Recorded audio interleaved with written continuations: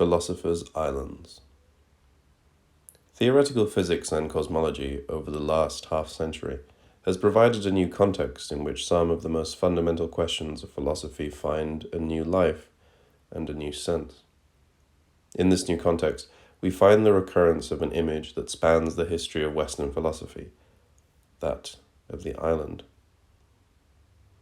If we think of the fundamental parameters that govern the laws of physics as the axes of a topographical space, a landscape of possible universes, then, to our best knowledge, only a very small area of it is habitable by life. We live on an island, or rather, life as we know it is itself an island. Of course, this does not mean that the universe was designed for us. Rather, it opens up the question of whether there might be other islands in this space, other possible universes in which radically different forms of life could emerge. Milan Ćirković, posing this question of astrobiology, insists that we ought not to let the confined shores of our island existence mislead us into thinking that this is the only habitable zone in the sea of possibilities. Instead, he hypothesizes, there may be an archipelago of habitability, a system of islands whose pattern might even be mathematically discoverable. Artist Charles Avery's sketch for an archipelago, with its spiral structure, illustrates the hypothesis perfectly. This notion of the tiny, habitable island in a vast sea of possible universes belongs to a novel philosophical discourse subtended by contemporary physical and mathematical concepts. But it attests to the fact that certain enduring images continue to constitute something like pieces of a reusable theatrical stage set for philosophical thinking. The image of the island is one of these, and is as old as Western philosophy itself. Charles Avery, like many before him, has taken up this concept of the philosophical island and made it his own. In order to understand Avery's contribution to this history, we shall take a historical tour, inevitably very selective, through the various ages of the philosophical island. This subject and its history are so rich in particular because philosophy shares the geophilosophical concept of the island with literature. In fact, the island has always defined an important relationship between the two.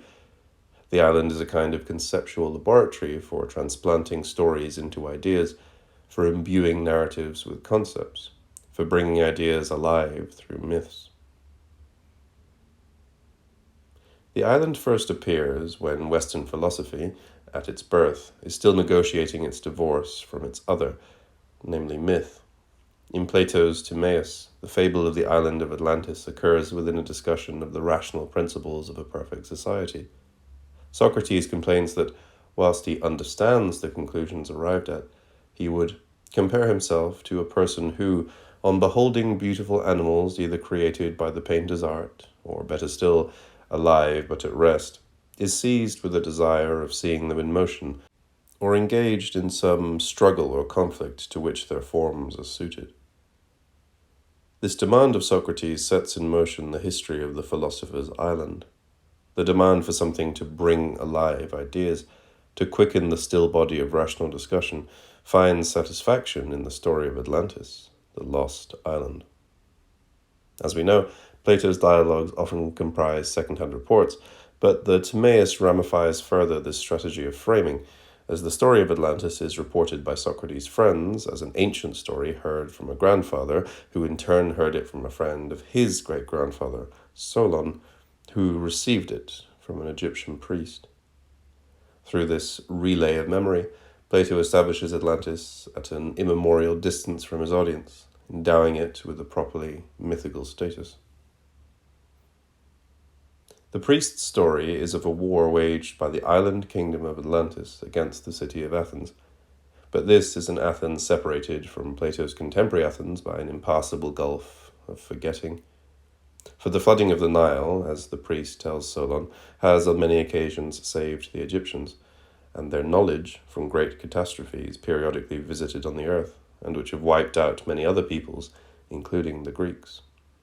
In this way, Plato gives his audience to understand that they belong to a shallow memory cut off from the deep past in which the story takes place. Hence the priest's gnomic declaration, "You Hellenes will never be anything but children." At the climax of the war, both the immemorial, Athens and Atlantis, were inundated by a great flood, and their people, Plato tells us, disappeared in the depths of the sea. The island of Atlantis never reappeared, but Athens rose again from the waters, reborn into an immature state, stripped of its former glory. The infant Athens would have to learn once again to be the perfect republic. This unveils the original function of the Philosopher's Island as being connected with a mythical conception of time, with forgetting and memory, with re-beginning and with founding. It sets up a theme of utter oblivion and forgetting, only so as to pose the question of the new foundation. No island, therefore, without the flood. How does this myth transform the philosophical discussion of Socrates and his friends? The city and citizens, which you yesterday described to us in fiction, we now transfer to the world of reality. Paradoxically, fiction imparts reality to the philosophical discussion. For the ideal city they had discussed now becomes the city of their own lost ancestors. Where there was the mere idea of a city run on rational grounds, now there is the prospect of a repetition, the fulfillment of a cycle. The island myth, of course, dramatizes the notion of anamnesis, or unforgetting. Rational insight comes not from our experience of this world, but from a remembering of an other world, the recovery of a pure knowledge that was lost when we were incarnated. Plato's Atlantean myth rises again as the perfect narrative form for the ideals of the humanist Renaissance. Naturally, considering that it precisely concerns a rebirth. In Francis Bacon's 1623 New Atlantis, for example, all the important elements are reworked. A crew lost in a part of the South Sea, utterly unknown, cut adrift in the midst of the greatest wilderness of waters in the world, discover the island of Bensalem, whose perfectly calibrated civilization, with its gentle, humanistic, scientifically advanced government, embodies all of Bacon's aspirations for the improvement of human society. The people of Bensalem, it transpires, whilst their existence is perfectly unknown to the rest of the world, have an astonishingly complete knowledge of the whole globe, and their civilization has endured from time immemorial, from before the universal flood. Of the people of this island, too, one could well say, "You Europeans will never be anything but children." Again, Bacon's advanced ideas on society and science, in the mouths of these fictional antediluvian islanders, become an invitation to repeat. Not only does his New Atlantis repeat Plato's, it also calls his contemporaries to repeat the example of the people of Bensalem. But we are getting ahead of ourselves, for we should remember the extent to which, before the Renaissance, it was Arabic philosophers and commentators who nurtured and developed philosophical thought, and the concept of the philosophical island is no exception.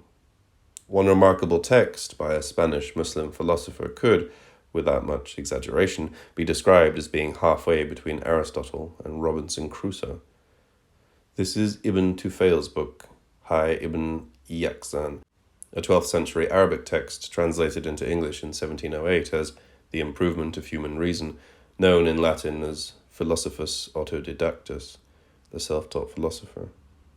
This is a text known to have been influential for some of our most enduring modern myths, the Jungle Book, Robinson Crusoe, Tarzan, to name but a few. Tufayl's narrative tells the story of a child named Hay Ibn Yaqzan, who is cast away on an unpopulated island and raised by gazelles. The narrative follows the development of this castaway's philosophical meditations as he grows up and discovers the world, in isolation from all human contact.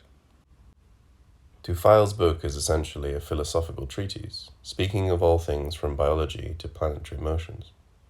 But its form is that of a progressive narrative, recounting how these philosophical reflections emerge in a man reduced to his natural state, removed from all cultural influence. We see Yaqzan growing up among animals, first lamenting his own weakness and vulnerability relative to them, then discovering the uses of his hands, making clothes, devising tools and weapons. He discovers fire and cooked food, thus awakening his human difference from the animals. But his philosophical development really begins in earnest when his gazelle foster mother dies. This precipitates a reflection upon what is alive in an animal being, with Yaxan concluding that the body is a very inconsiderable thing, and beginning to foster a conception of the soul. Thence to the questions of how the soul is conjoined with the body, with the conclusion that the soul is akin to fire, a kind of warm vapor. The individuality of each being must then consist in this vapor, and Yaxan conceives an analogy between his own use of various tools and this vaporous spirit's use of the various animal bodies for different purposes.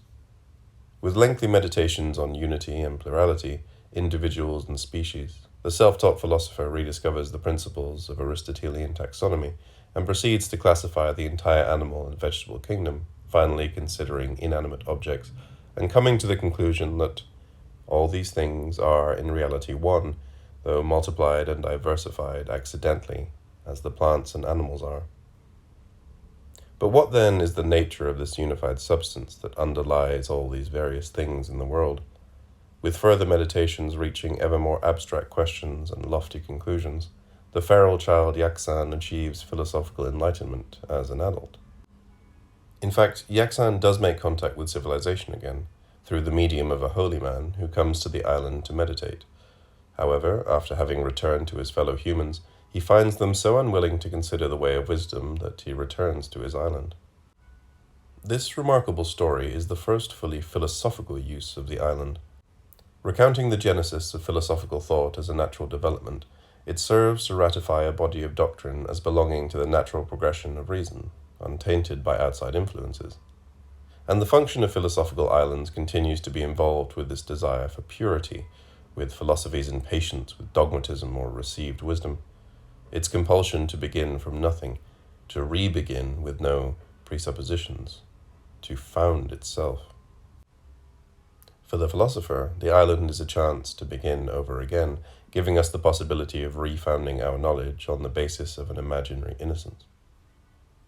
Returning to the Renaissance and to its utopias, those new Atlantices reflecting the optimistic spirit of the age, the most important is probably Thomas More's 1516 fictional crescent-shaped Atlantic island utopia, a name which of course harbors an etymological ambiguity, no place and good place. It's precisely an ideal which cannot be fully realized, but which might serve as an orientation, a navigation point.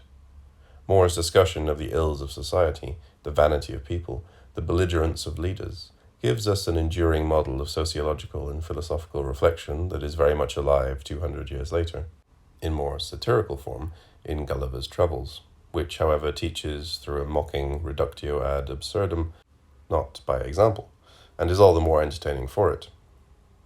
Where Ibn Tufayl's account of the gazelle child Hay ibn Yaxan contained both a treatise of philosophy and a philosophical thesis on the genesis of thought in one isolated individual, these political fables use the island as a controlled setting for thought experiments concerning the foundations of the social. A great seminal moment in philosophical island literature occurs, however, when these two aspects, the innocent individual finding enlightenment in the seclusion of an island, and the ideal island society prompting reflection on our own, are brought together. This is Defoe's 1719 Robinson Crusoe. In Robinson Crusoe, all the essential problems of the philosophical island are brought together beautifully.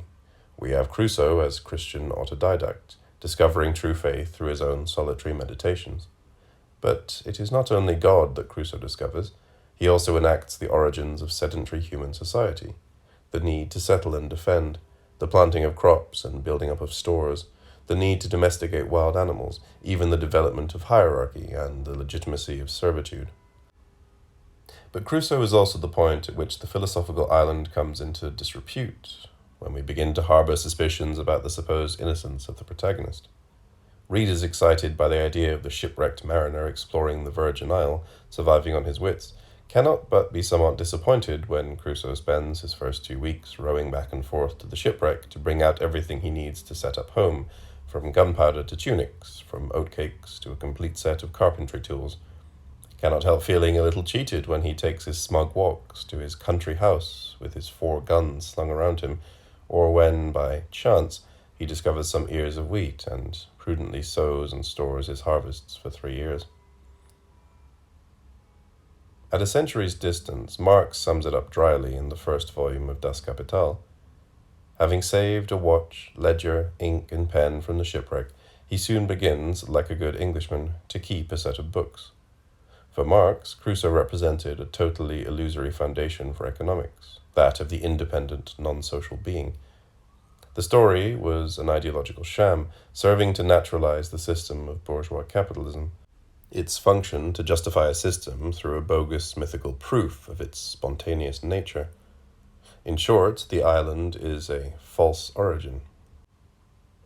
In his 1946 essay, Causes and Reasons of Desert Islands, Gilles Deleuze, whilst affirming the philosophical power of the island myth, seconds Marx's suspicions. The problem with Robinson Crusoe, he writes, is that Defoe's narrative fails the profound sense of the reinvention of mythology that characterizes the philosophical island. In Crusoe, the mythical recreation of the world from the deserted island, Deleuze says, gives way to the reconstitution of everyday bourgeois life from a reserve of capital. Robinson's vision of the world resides exclusively in property. Nothing is invented. He continues, somewhat harshly, one can hardly imagine a more boring novel, and it is sad to see children still reading it today. Any healthy reader would dream of seeing Friday eat Robinson. Despite these cavils, the structure of Robinson Crusoe so perfectly distills the island concept that it has proved robust enough to be critically rewritten, not only in countless inferior and derivative novels, but also in many inventive and subversive ways. For example, in the wonderfully philosophically rich 1972 novel Friday, or The Limbo of the Pacific, by Deleuze's friend Michel Tournier. Tournier's Robinson, on the island he names Speranza, is depicted in the light of a philosophical and psychoanalytical mélange combining Freud, Jung, existentialism, and structuralism. For Tournier, the story becomes that of Robinson discovering that what made him human was his interaction with others. Alone on the island, he begins to succumb to depersonalization, sinking into a delirium where he identifies himself increasingly with the island. The very delirium against which Defoe's Crusoe had defended himself implacably with all the salvaged accoutrements of civilization becomes, for Tournier, the truth of the island adventure as philosophical, psychotropic journey. As he struggles to humanize the island, Robinson becomes dehumanized, becomes the island. So Robinson is Speranza. He only has a consciousness of himself by way of the fronds of myrtle through which the sun launches its arrows of light. He only knows himself in the foam of the wave washing across the white sand. The influence of Tournier's novel can be read in J.G. Ballard's short 1973 novel Concrete Island, in which, with typical mordant wit, a businessman finds himself car-wrecked on a traffic island. Unable to escape, this hapless protagonist also undergoes a kind of psychogeographical trial, repeating, at the height of his ordeal, the phrase of Tournier's Robinson, "I am the island." Between Crusoe's island and the concrete island, we must also note a great efflorescence of what can only be called island narratives without islands, the social contract theorists, the thought experiments of Hobbes, Locke, and Rousseau, imagining how society might develop from a state of nature, are the great speculative works of modern political philosophy. These theorists rightly saw that the island principle corresponded to an important truth. The real, even the reality of society, can be profoundly explored only through an ideal scenario, a controlled experiment that steps beyond the bounds of that reality. In the 20th century, John Rawls reimagined the social contract experiment using imagery that corresponds to that of isolated islands such as Bensalem, with the veil of ignorance, an impenetrable bank of fog around the philosophical island.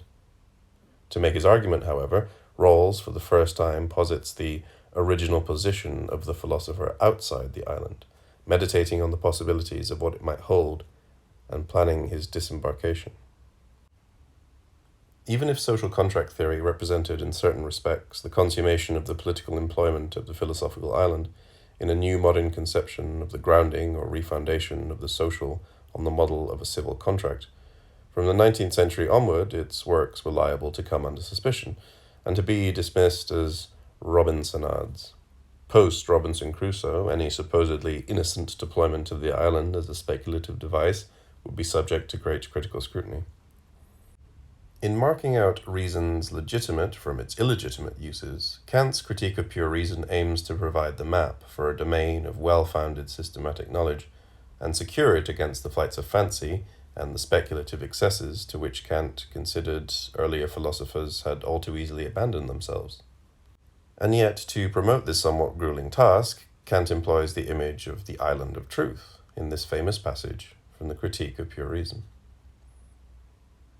We have now not merely explored the territory of pure understanding and carefully surveyed every part of it, but have also measured its extent and assigned to everything its rightful place. This domain is an island, enclosed by nature itself within unalterable limits.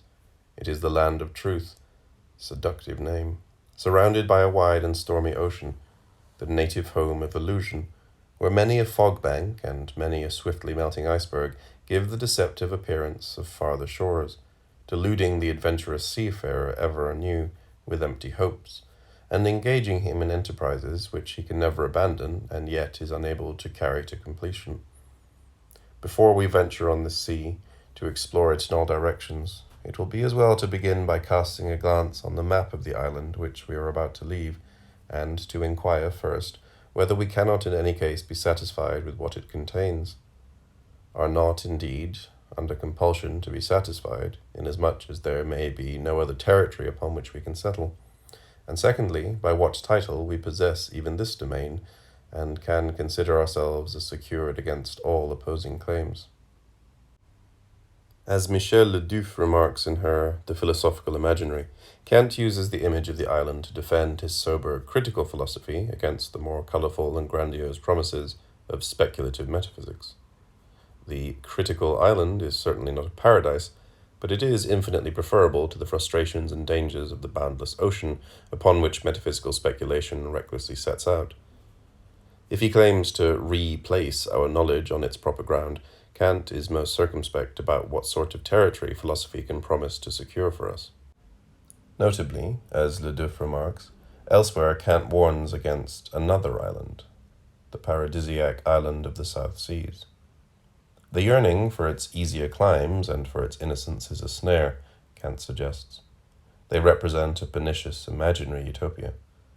Thus Kant sets the seduction of the southern isle against the foggy northern isle which, whilst somewhat bleak, is true and solid.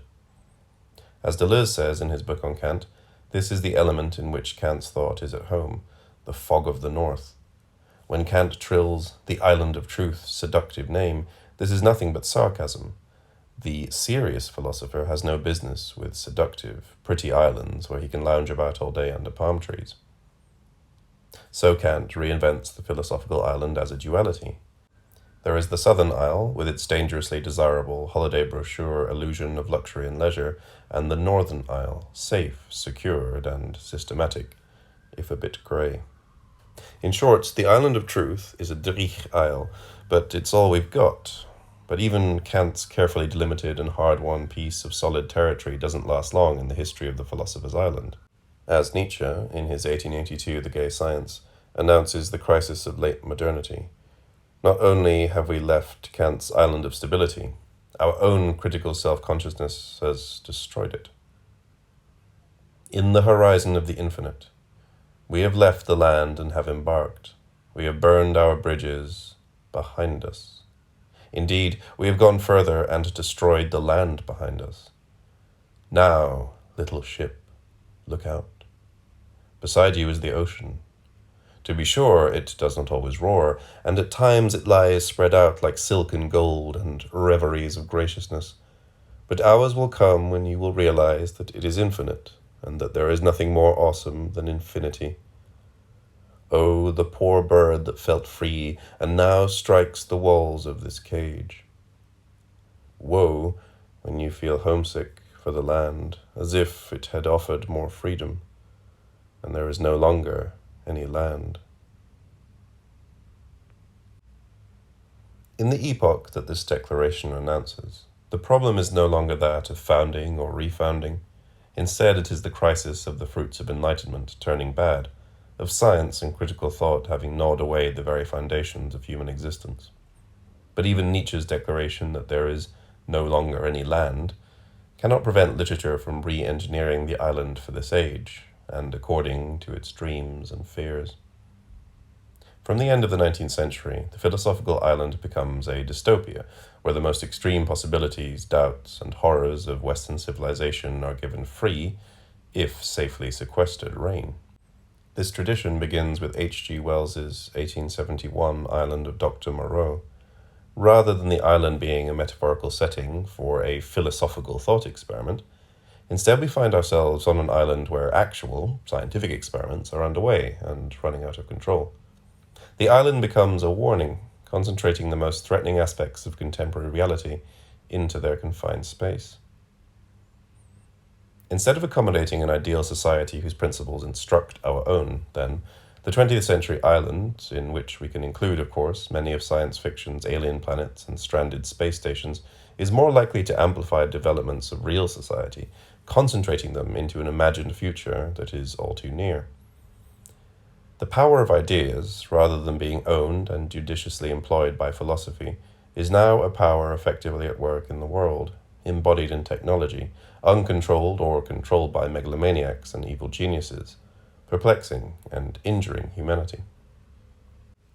This, in short, is the philosopher's island resounding after the aftershock of world wars, and the island after Marx, after Freud, after Darwin, and after the 20th century revolution in physics.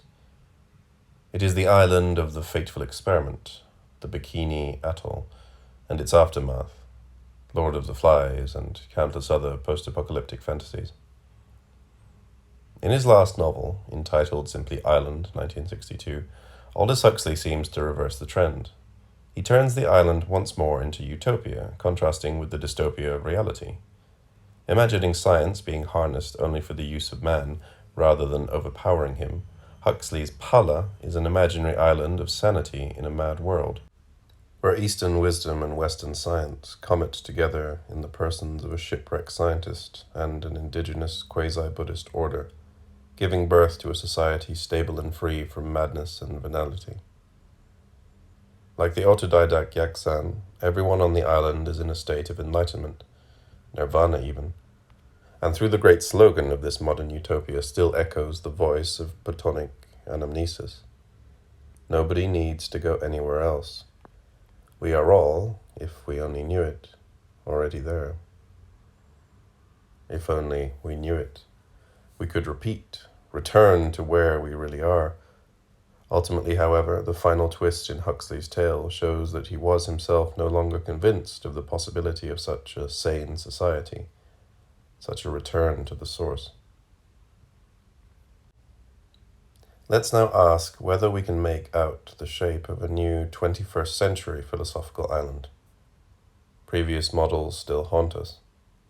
Just as in the 60s, Lost in Space reworked the Swiss Family Robinson for the space age, Kwashion Takami's 1999 comic book Battle Royale and its 2001-2003 film adaptations unfolded as an ultra-violent revisiting of Lord of the Flies, and the TV series Lost, 2004-5, with its plane crash and its characters named Locke and Rousseau, remixes a bygone era of island thinking.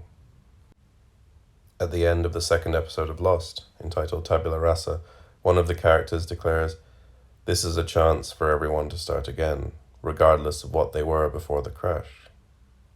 Utopia endures in Hollywood, even if the tale of Lost becomes darker and more twisted, fatiguingly so, as the episodes progress.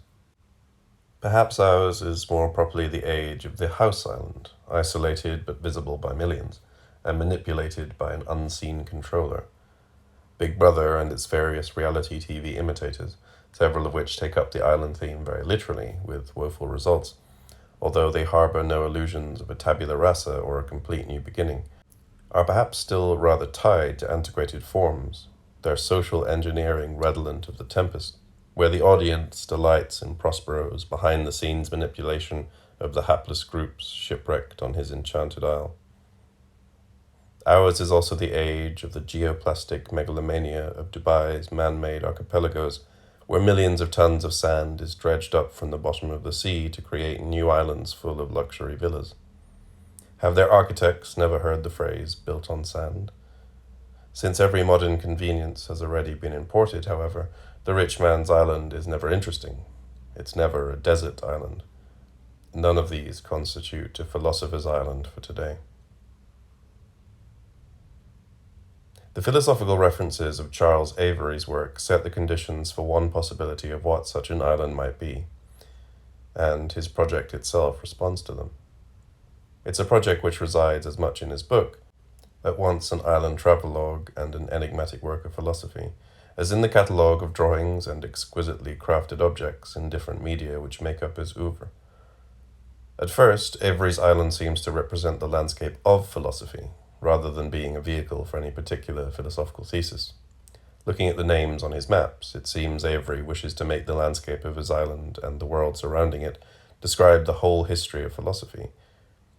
In this, his closest reference is Borges's 1940 story Tlon Uqbar Orbis Tertius, which tells of a researcher's discovery of an island, possibly real, possibly conspiratorially fabricated by scholars, whose regions can be differentiated according to their inhabitants' subscription to different philosophical theories of meaning.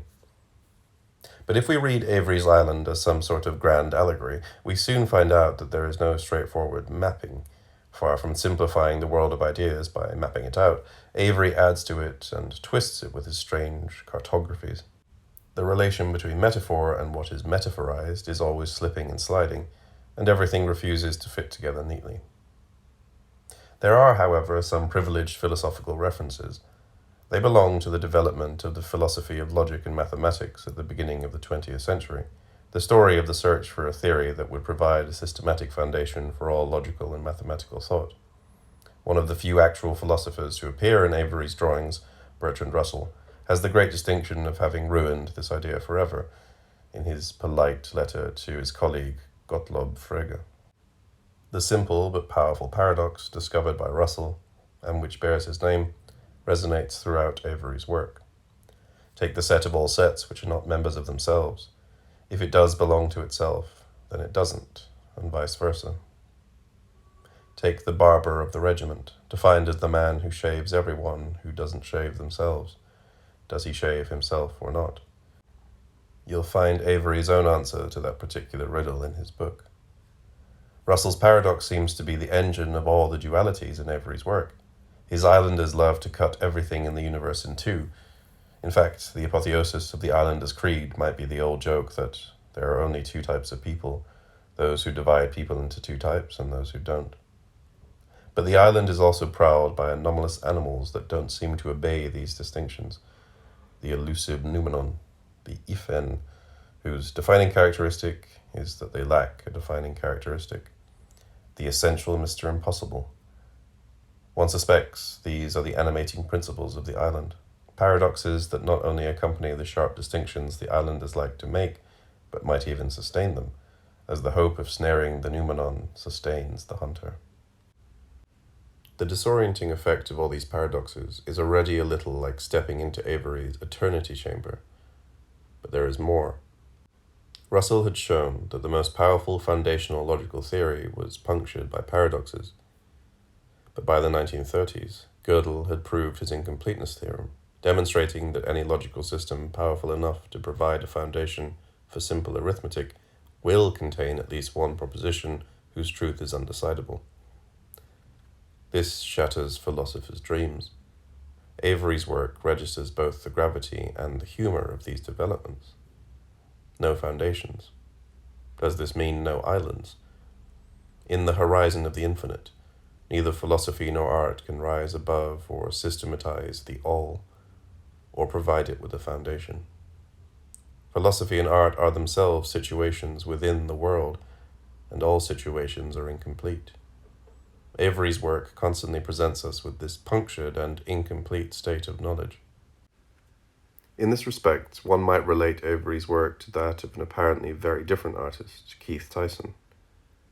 In fact, Tyson shares similar formal concerns, since his work wrestles with the idea of systems that strive to encompass and tabulate.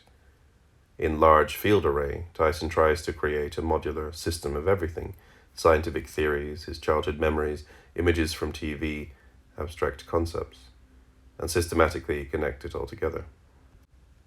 But he is inevitably faced with having to rescind this work's claim to be comprehensive or to systematically represent the world. Of this failure, Tyson says that we must accept that it's impossible for the artist to create, in a work of art, a model of the universe that doesn't participate in that universe. Works are models in the universe, not models of the universe. In an image very apt for the present discussion, he says that they are like a postcard on the beach. Avery's work is something like this: a map of the space of thought we inhabit, but continually folding back upon that space so that the map can never be completed, but continually complexifies what it's mapping. G.K. Chesterton, in a witty piece entitled The Philosophy of Islands, 1903, remarks on the very human need to identify things, and sees at the root of this a wish to isolate. It is to this desire that he links both what he calls the perennial poetry of islands and the perennial poetry of ships. A ship, like the Argo or the Fram, is valued by the mind because it is an island, because, that is, it carries with it, floating loose on the desolate elements, the resources and rules and trades and treasuries of a nation, because it has ranks and shops and streets, and the whole clinging like a few limpets to a lost spar. An island like Ithaca or England is valued by the mind because it is a ship, because it can find itself alone and self-dependent in a waste of water, because its orchards and forests can be numbered like bales of merchandise, because its corn can be counted like gold, because the starriest and dreamiest snows upon its most forsaken peaks are silver flags flown from familiar masts, because its dimmest and most inhuman mines of coal or lead below the roots of things are definite chattels stored awkwardly in the lowest locker of the hold. This explains why earlier philosophers' islands now appear to us to be typical philosophers' examples. They are commodious to the mind only because of their oversimplicity. The contemporary island can no longer pander to the desire for isolation because we know our world is complex, interconnected, and uprooted. There are no more desert islands. Nicolas Bourriaud calls Avery's island a heterotopia rather than a utopia. It's neither no place nor the best place, but an other place, a many place, a multiplicity that is already out there. It is the multiverse as refracted in Avery's mind. His question, though, is how to create one out of this dazzling multiplicity.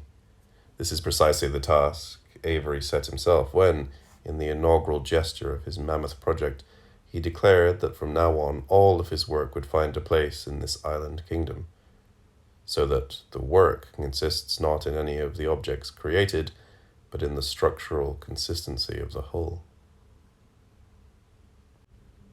In regard of the need to isolate things, Chesterton speaks also of the fear of infinity. For to be infinite is to be shapeless, he says. However, as Alain Badiou has argued, it is the finite that is the exception. Infinity is normal. Every thing, every situation, can be seen from infinitely many perspectives, dissected in infinitely many ways, so that things are never one in themselves. They are always multiple, infinitely multiple. To count as one, a situation or a thing, is always to intervene in it, to creatively shape it. Cantor's transfinite mathematics, which Badiou suggests we take as one of the conditions for contemporary philosophy, is the third of Avery's philosophical sources to which we should draw attention. Cantor's proof that there are different sizes of infinity, which secularizes the concept of infinity and introduces some exquisite paradoxes into thought. For on Avery's island we meet the strange, ramified, quasi-elephantine creatures, the alephs, believed by some to be descendants of the noumenon, of which we are told, upon the discovery that aleph null was not unique, the ideas accounting for the species were modified. And infinite variety is certainly reflected in Avery's island. It may be a northern isle, but it is not ordered and bleak like Kant's island of truth. It is an island of gods and pickled eggs, of bagatelle and pyramids, of seagulls and alephs. All these things, belonging to very different registers of reality, coexist on the island, depicted through Avery's work through a constantly evolving palette of techniques and media. Thus, the aforementioned structural principle of Avery's project is a way for the artist to count himself as one, to bring together all the different situations of which he is an intersection, philosophical ideas, places, concepts, people he's seen or known, historical figures, imaginary situations from books, without suppressing their multiplicity. The idea of the whole project always goes before him as a task that will never be finally completed. There is always more for him to discover on this island, now that he's decided that the island is where everything will be. He therefore suggests a contemporary role for the philosophical island, for individual and society alike. Stifled by a wealth of multiple possibilities, we lack any immemorial mythical example to repeat. There is no deep past, no before the flood that unifies us. We can't appeal to memory anymore for political strength, to tradition for identity, or to ideal models for simplicity. It is therefore no longer a question of founding ourselves on the basis of mythical islands. Rather, given this multifarious reality, the problem is to find ourselves in it, or to hunt ourselves in it, in the process adding to the territory with yet more maps. Finally, Avery's story is also about the practice of philosophy itself. His protagonist comes to the island with a view to being its discoverer. He craves the glory of discovering something new, but he immediately finds he's not alone. The fantasy of the Victorian explorer is already dispelled on page 1 of Avery's travelogue.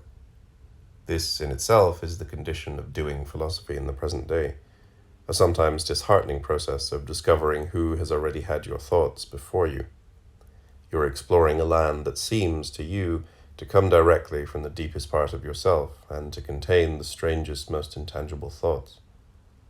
But you constantly have to accept others have been there before you, already mapped, charted, and named these zones of thought, just like the names on Avery's map, Descartes' axiom, the phenomenon of sense, the procession of the Greeks, an archipelago which includes the island of Timaeus.